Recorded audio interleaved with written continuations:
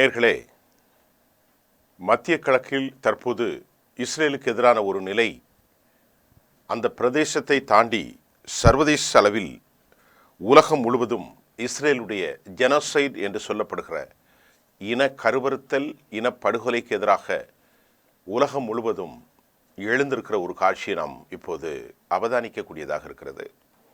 குறிப்பாக யூரோப் யூனியனுடைய 17 நாடுகள், அவற்றிலே 9 நாடுகளை தவிர மீதி 17 நாடுகள்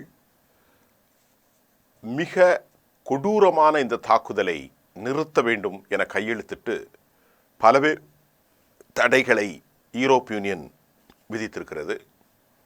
இஸ்ரேலுடைய இந்த நடவடிக்கைகளை நார்வே மட்டுமில்லாமல் பெல்ஜியம், இப்படி பல்வேறு நாடுகள் யூரோப் யூனியனில் இருக்கக்கூடிய, ஏற்கனவே பிரான்ஸ், இங்கு இருக்கக்கூடிய அமெரிக்காவை யூரோப் யூனியனை தாண்டி கனடா மற்றும் இங்கிலாந்து போன்ற நாடுகள் ஏற்கனவே கடுமையான கண்டனத்தை தெரிவித்திருந்த நிலையில் யூரோப் யூனியன், டென்மார்க் மட்டுமில்லாமல் பல நாடுகள் ரொம்ப கடூரமான இந்த தாக்குதலுக்கும் நெதன்யாகுவுக்கும் தனது கண்டனத்தை பதிவு செய்தார்கள்.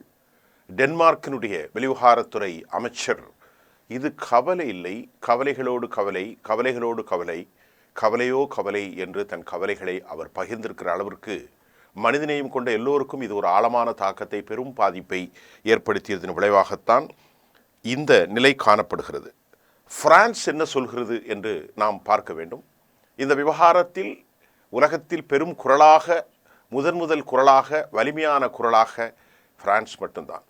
இளம் அதிபர் இமானுவேல் மெக்ரான் என்ன சொல்கிறார் என்று சொல்லி பார்த்தால், அவருடைய அடுத்த ஜூலை 17-18 தொடர்ந்து 3 நாட்கள் 2 ஸ்டேட் சொல்யூஷன், ஒன்று மேற்கு கரை காசா, 2 நாடுகளை சுயாதீனமான நாடுகளாக அறிவிப்பதற்காக சவுதி அரேபியானுடைய கூட்டணியிலே ஒரு மாநாட்டை தொடங்குவதாக அறிவித்திருக்கிற பிரான்ஸ்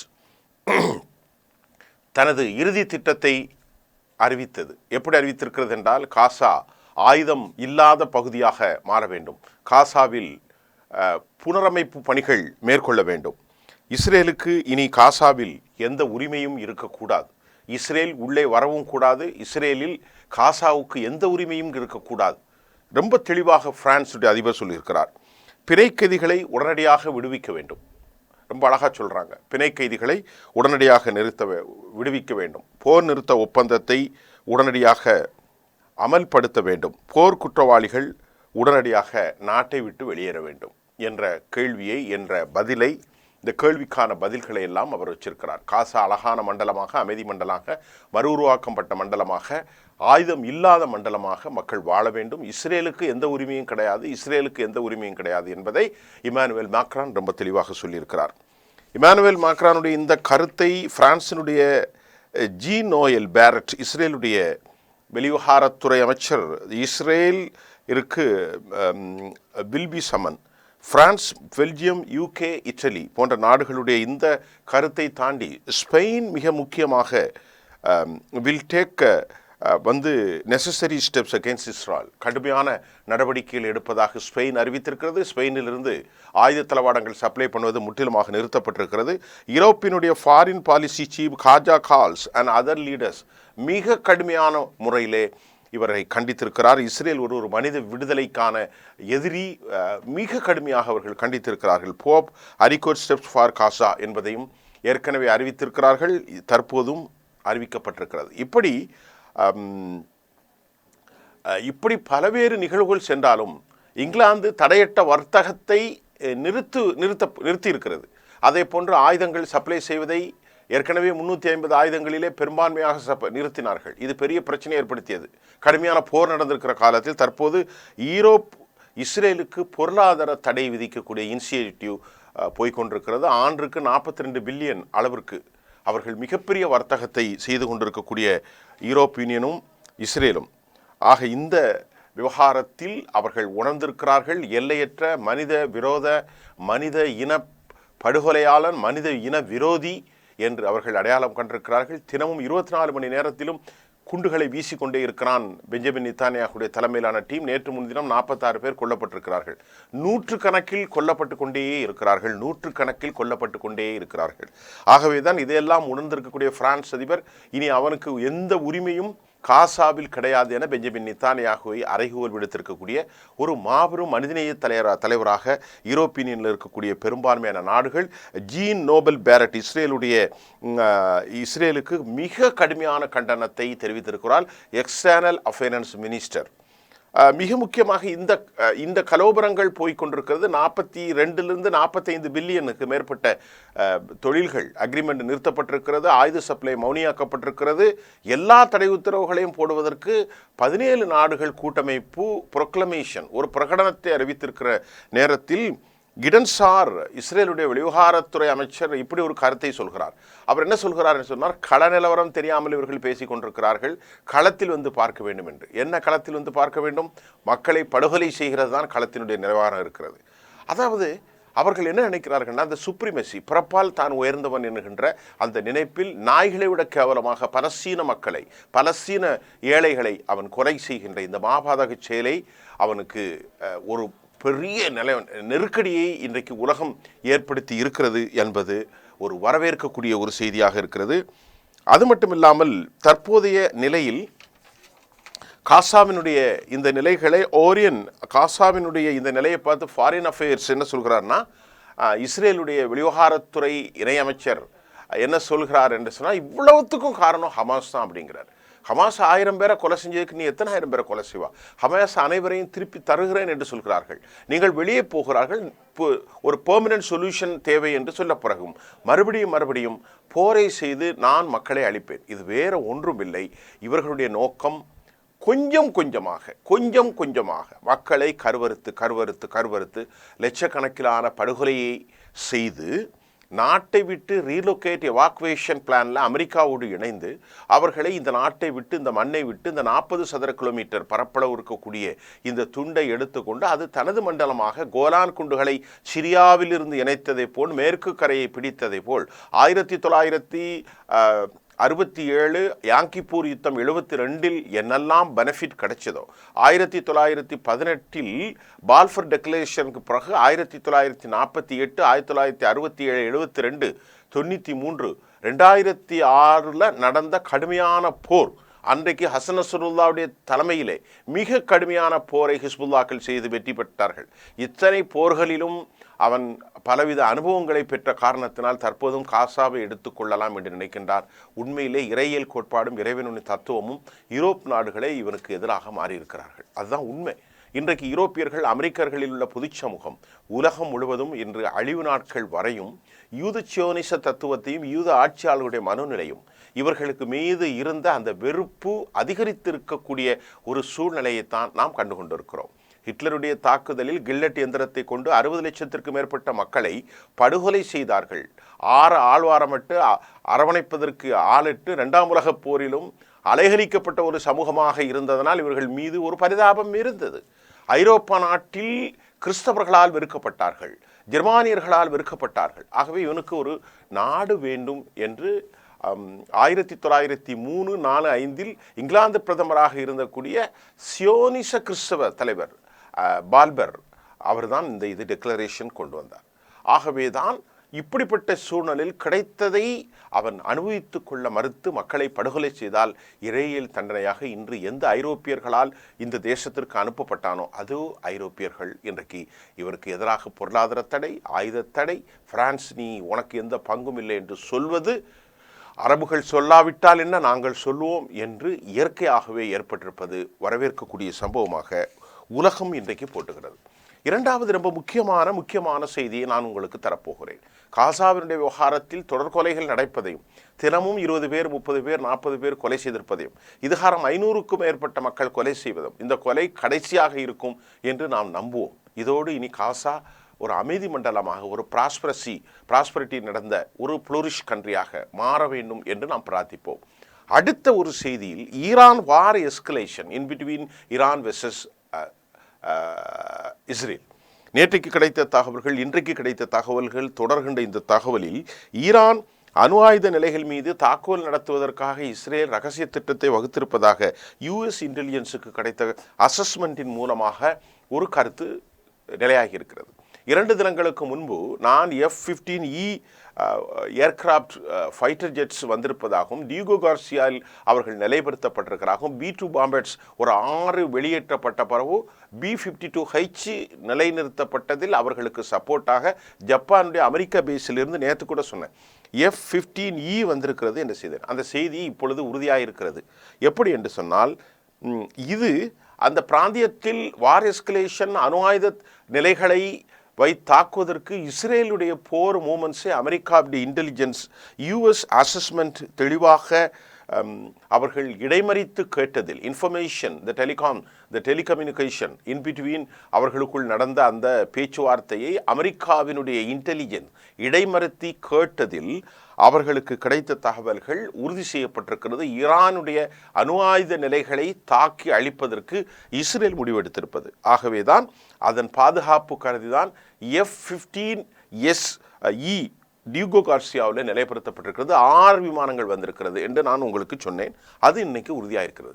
CNN ரிப்போர்ட்டை பார்ப்போம். CNN என்ன சொல்லுகிறது என்று சொன்னால், அமெரிக்காவினுடைய இன்டெலிஜென்ஸின் மூலம் இஸ்ரேல் ஃபைனல் டிசிஷன் எடுத்திருப்பதாக அமெரிக்காவினுடைய மிக முக்கிய CNN தன் கருத்தை தெரிவித்திருக்கிறது. நியூக்ளியர் ஃபெசிலிட்டிஸ் மட்டும்தான் அவர்களுக்கு டார்கெட். இஸ்பஹான் போன்ற பகுதிகளையும் நெட்சான் போன்ற பகுதிகளையும் குறிவைத்திருக்கிறார்கள்.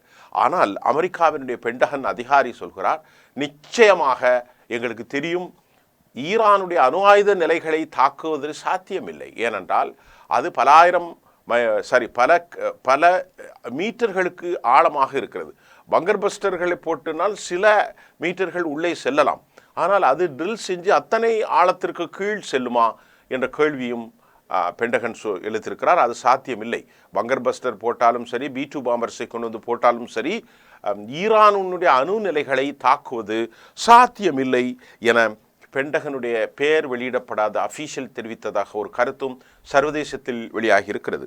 CNN அந்த report US intelligence Israel final decision has been mat அவர்கள் தெளிவுபடுத்தியிருப்பதாகவும் நியூக்ளியர் ஃபெசிலிட்டிஸில் டார்கெட்டை அவர்கள் தாக்குதல் நடத்துவதற்கு முன்னெடுத்து செல்வதாகவும் தற்போது இடைமறிக்கப்பட்ட செய்திகளின் மூலமாக தேர்ந்திருக்கிறது. அந்த செய்தியிலே CNN இவ்வாறு தெரிவிக்கிறது, immense strikes on the military nuclear base in Iran என்று அந்த செய்தியை CNN உறுதிப்படுத்தியிருக்கிறது. இந்த குண்டு ஏர் ஸ்ட்ரைக்ஸ் முழுமையாக ஒரு வான்வெளி தாக்குதலாகத்தான் இருக்கும். தரைவழி தாக்குதல்கள் இல்லை, மற்ற தாக்குதல்கள் இல்லை, முழுமையாக ஏர் ஸ்ட்ரைக்ஸாக தான் இருக்கும் என யூஎஸ் இன்டெலிஜென்ஸ் சொல்லுகின்றது. ட்ரோன் தாக்குதலோ அல்லது மற்ற தாக்குதல்கள் இருந்தாலும் கூட இது விமான தாக்குதல்கள் ஏர் ஸ்ட்ரைக்ஸாகத்தான் இருக்கும். அதே நேரத்தில் நேற்று மே 21 இந்த பதட்டத்துக்கிடையே சர்வதேசத்தில் குரூட் ஆயிலுடைய விலை 1% அது அதிகரித்திருப்பதை, ஆயில் பிரைஸ் ஜம்ப் 1%, இஸ்ரேல் தாக்குதலுடைய இந்த பேனிக்கின் மூலமாக பேரன் குரூட் ஆயில் $66 என்கின்ற அளவிற்கு அந்த டேக்ஸ் எல்லாம் சேர்த்து அது ஒரு செய்தியாக வந்து கொண்டிருக்கிறது. அமெரிக்கா இஸ்ரேலிடையே ட்ரம்ப் நெத்தானியாகுக்கு இடையிலே மோதல் வலுத்திருப்பதாகவும் அவர்களுக்குள் புரிதல் இல்லை என்கின்ற செய்தியும் நட்பில் ஒரு பெரும் ஓட்டை இருப்பதையும் கண்டுபிடித்திருக்கிறார்கள். அந்த செய்தி நேற்று வெளியாகியிருக்கிறது. காரணம், அமெரிக்காவை மேனிப்புலேட் செய்து அமெரிக்காவை ஈரானின் மீது தாக்குதல் நடத்துவதற்காக இவர் இன்ஸ்டிகேட் பண்ணுகிறார், அதாவது தூண்டி விடுகிறார் என்ற செய்தியை அமெரிக்கா அறிந்து கொண்டதாலும் அமெரிக்காவினுடைய மைக் வாலன்ஸ் இந்த இஸ்ரேல் ஆதரவாளர் மூலமாகத்தான் இதை நடத்தியதாக அமெரிக்கா சந்தேகிக்கப்பட்டதால் பெஞ்சமின் நெத்தன்யாகு மீது கடும் கோபம் கொண்டிருப்பதாக நேற்றைக்கு செய்தி வெளியாகி இருக்கிறது. ஈரானுடைய பேச்சுவார்த்தை, Iran is not satisfactory, Israel not satisfactory, ஈரானும் அமெரிக்காவும் இந்த பேச்சுவார்த்தையில் இஸ்ரேல் அந்த பேச்சுவார்த்தை அமைதியாக முடிந்துவிடக்கூடாது, அந்த பேச்சுவார்த்தையில் நல்லெண்ணமாக ஒருவருக்கொருவர் உறுதியாக street fast to be continued, அதை உறுதியாக இருந்துவிடக்கூடாது, அது சீர்குலையப்பட வேண்டும் என்பதால் அதை அதிகமாக நேசிக்கிறார்கள், போர் செய்ய வேண்டும்.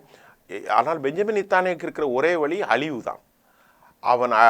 அவனுடைய ஒரே சிந்தனை அழிக்க வேண்டும், காசாவை அழிக்க வேண்டும், ஈரானை அழிக்க வேண்டும், அனைவரையும் அழித்து தான் தொடர்ந்து தனது வழக்குகளிலிருந்து சிக்காமல் இருப்பதற்கு 3 பேரை காரணம் காட்டுகிறார்கள். ஒன்று பெஞ்சமின் நெத்தன்யாகு, மற்றொருவன் பென் கெவிர், மூன்றாவது ஸ்மோட்ரிச்.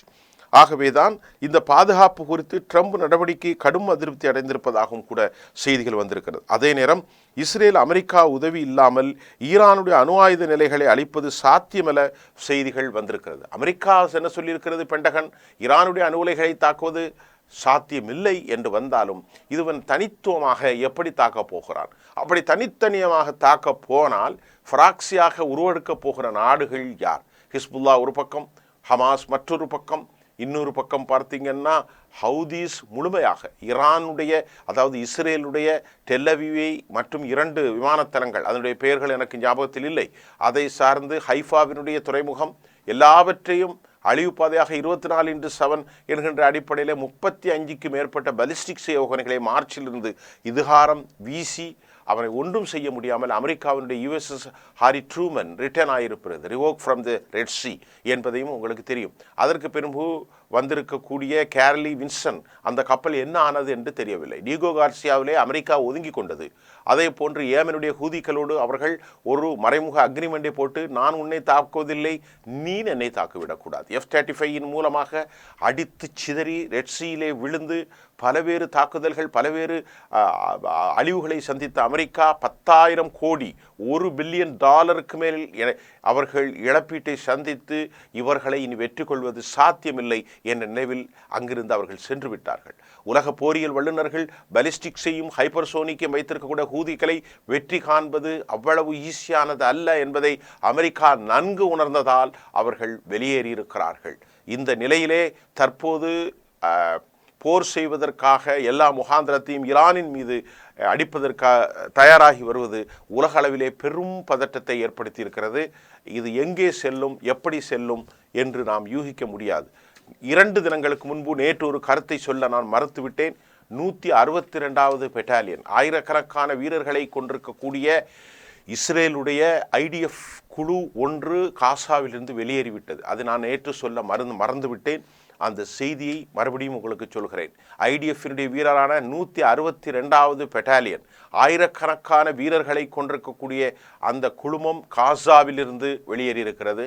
காசாவில் ஏராளமான இஸ்ரேல் வீரர்கள் படுகொலை செய்யப்பட்டு கொண்டே இருக்கிறார்கள். ஏனென்றால் இப்பொழுது அவர்கள் போர் தளத்தில் ஏற்கனவாக வீசப்பட்டு வெடிக்காத குண்டுகளை சேகரித்து மறுஉருவாக்கம் செய்து அந்த குண்டுகளின் மூலமாகவே, அமெரிக்கா இஸ்ரேலுக்கு கொடுத்த குண்டுகளின் மூலமாகவே IDF-ஐ தாக்குவதால், அது மட்டுமல்லாமல் போர்க்களத்தில் மறைமுகமாக வைக்கப்பட்டிருக்கக்கூடிய அந்த சர்வேலன்ஸ் கேமராக்கள் மூலம் அடையாளம் கொண்டு மிக மௌனியாக மிக மௌனியாக டொனாலில் அவர்களை வரவழைத்து கொத்து கொத்தாக IDF இறந்து கொண்டிருப்பதையும், அதற்கு பழிவாங்குவதற்காகத்தான் ஏர் ஸ்ட்ரைக்கில் மூலம் அப்பாவிகளை கொலை செய்வதும் உறுதியாகி இருக்கிறது. மறுபடியும் சொல்கிறேன், IDF-இன் வீரர்கள் பலர் கொலை செய்யப்பட்டு கொண்டிருக்கிறார்கள். அந்த கொலைகளை எதிர்த்து தாக்குதல் நடத்த முடியாமல் அந்த கோபத்தில் ஏர் ஸ்ட்ரைக்கின் மூலம் விதவைகள், அனாதைகள், இல்லாதவர்கள், யாசிப்பவர்கள், அவர்களை ட்ரீட்மெண்ட் கொடுப்பதற்கு கூடிய தங்குகிட அகதிகள் முகாமிலே தொடர்ந்து வரம்பற்ற முறையில் பியாண்ட் த லிமிட் என்ற அடிப்படையிலே இஸ்ரேலுடைய ஏர் ஸ்ட்ரைக் நடப்பது உறுதி செய்யப்பட்டிருக்கிறது. தற்போது 2 செய்திகள் தான். யூரோப்பினுடைய பெரும் பொருளாதார தடை, 45 பில்லியன் பிசினஸினுடைய தடை, யூரோப் மட்டுமல்லாமல் உலகம் முழுவதும் அமெரிக்காவிலிருந்து கூட எதிர்கூறல்கள் வந்திருக்கிறது. பிரான்ஸ் ஆயுதமற்ற மண்டலமாக மாற வேண்டும் என்ற 2 ஸ்டேட் சொல்யூஷனுக்கு உலகின் வலிமையான குரலாக கனடாவும் பிரான்ஸும் UK ஸ்டீன் ட்ரோமர் போன்றவர்கள் அறிவித்திருப்ப செய்தியும் நாம் பார்க்கின்றோம். தற்போது வார் எஸ்கலேஷன் இன்பிட்வீன் அமெரிக்காவை தாண்டி இஸ்ரேலுக்கும் ஈரானுக்கும் இடையிலே போர் நடப்பதை அமெரிக்காவினுடைய இன்டெலிஜென்ஸ் தெளிவாக சொல்லியிருப்பதாக CNN ரிப்போர்ட் தெரிவித்திருக்கிறது. ஆக அடுத்த கட்ட நகர்வு எப்படி இருக்கும் என்பதை தரத்திலிருந்து நாங்கள் தொடர்ந்து தர காத்திருக்கிறோம். எங்களுடைய தொலைக்காட்சியில் செய்திகள் துல்லியமாகவும் ரொம்ப ரொம்ப ரொம்ப ஆவணப்படுத்தப்பட்ட அதிகாரப்பூர்வ செய்திகளை மட்டும் உங்களுக்கு தர நாங்கள் காத்திருக்கிறோம். நன்றி.